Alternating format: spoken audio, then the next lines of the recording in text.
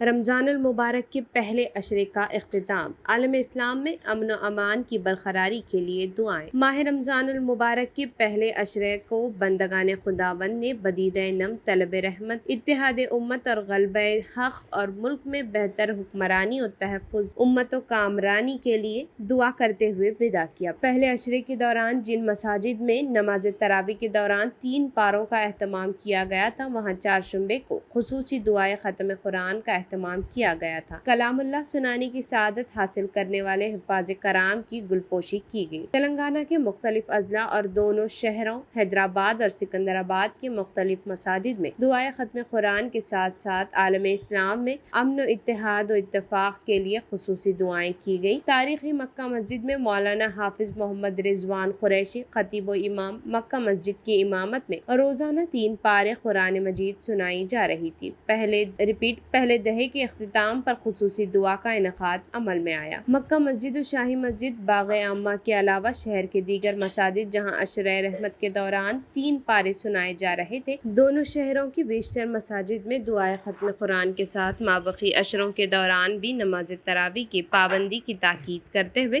ائمہ و حفاظ کرام نے مصلیوں کو ماہ رمضان المبارک کی اہمیت اور افادیت کے علاوہ اس ماہ مبارک کے لمحات کے بہتر استعمال کی تلقین کی۔ تاریخی مکہ مسجد میں رمضان المبارک کے پہلے عشرے کے اختتام پر حسب توقع غیر معمولی ازدحام دیکھا گیا اور اس ازدحام سے نمٹنے کے لیے خصوصی انتظامات کیے گئے تھے۔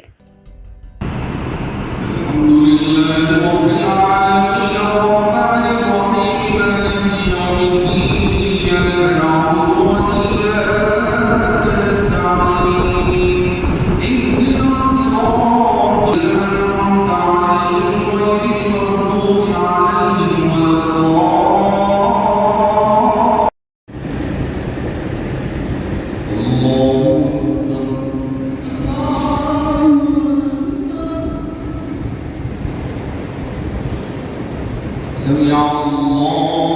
لمن حمده ربنا لك الحمد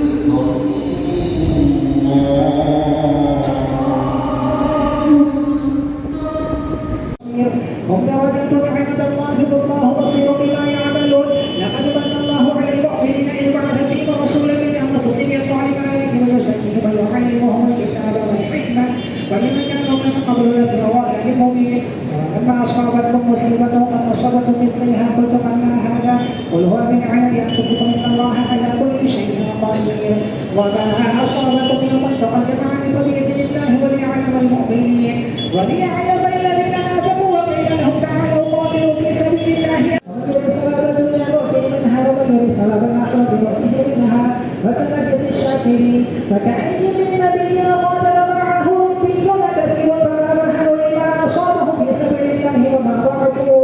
وما استكانوا والله يحب الصابرين وما كان قولهم إلا أن قالوا ربنا اغفر لنا ذنوبنا وإسرافنا في أمرنا وثبت أقدامنا وانصرنا